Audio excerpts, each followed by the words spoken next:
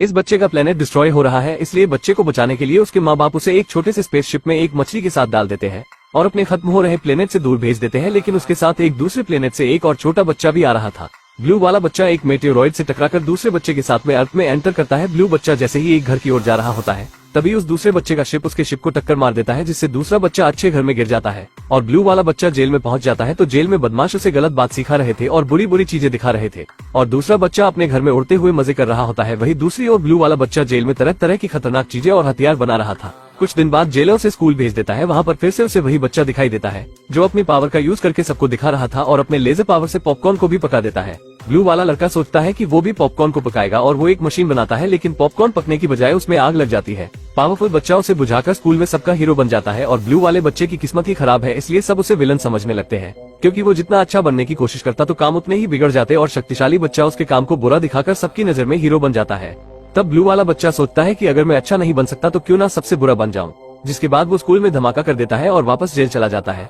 Blue वाला बच्चा आगे जाकर बनता है सुपर विलन मेगा माइंड और सुपर पावर वाला बच्चा बना मेट्रो सिटी का सुपर हीरो मेट्रोमैन और दोनों में हमेशा लड़ाई होने लगती है। मेगा माइंड अपने दोस्त मिनियन फिश की मदद से जेल से भागने का प्लान बनाता है और एक रिपोर्टर लड़की को किडनैप कर लेता है और अपनी वॉच की मदद से जेलर का रूप लेकर जेल से बाहर आ जाता है। वो अपने चेले और उस लड़की को लेकर अपने सीक्रेट अड्डे पर पहुंचता है और उस लड़की को कहता है कि मेट्रोमैन को बुलाओ।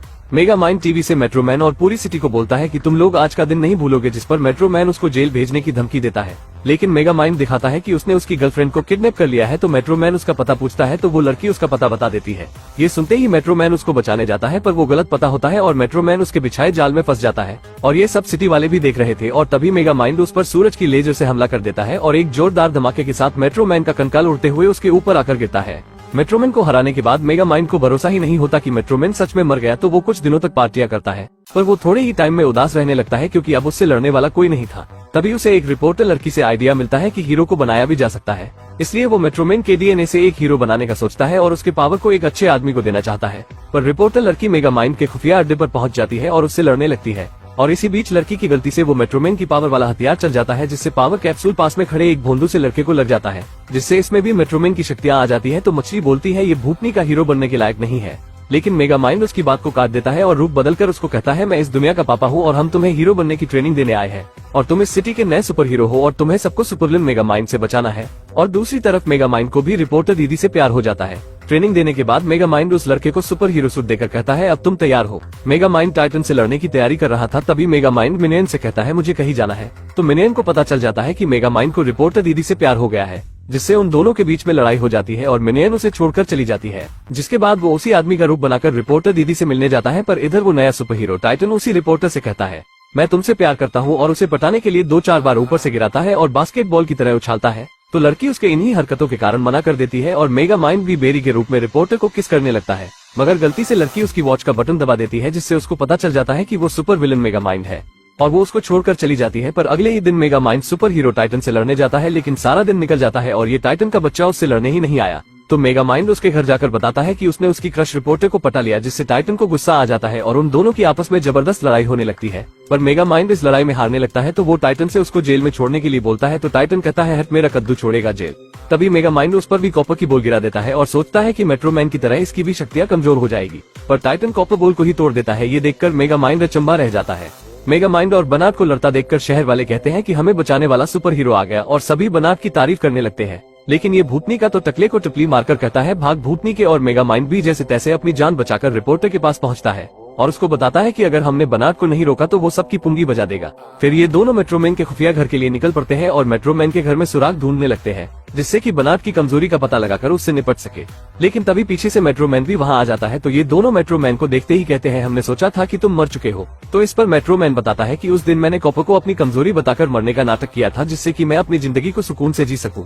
तो ये दोनों मेट्रोमैन को बनाट से लड़ने के लिए कहते हैं, पर वो मना कर देता है। तो मेगा माइंड भी निराश हो जाता है, क्योंकि उसने तो एक हीरो बनाया था, लेकिन ये भूतनी का तो अपनी आंखों से पूरे शहर में पकोड़े तल रहा है। और मेगा माइंड भी दोबारा जेल में चला जाता है, लेकिन जेल में देखता है बनाट ने तो उसकी सेटिंग को ही किडनैप कर लिया है और मेगा माइंड से कहता है आजा बेटा, दम है तो बचा ले इसे। मेगा माइंड अपने दोस्त मिनियन की मदद से जेल से बाहर निकल जाता है और सबसे पहले रिपोर्टर को बचाने जाता है और बाइक पर धूम मचाले करते हुए रिपोर्टर को लेकर भागता है, मगर ये भूतनी का बनाट तो बिल्डिंग ही उठाकर इन पर फेंक देता है, जिससे मेगा माइंड घायल हो जाता है। तभी मेट्रोमैन भी वहां आ जाता है, जिससे बनाट बहुत डर जाता है और ये सोचता है कि मेट्रोमैन तो मेरी चटनी बना देगा।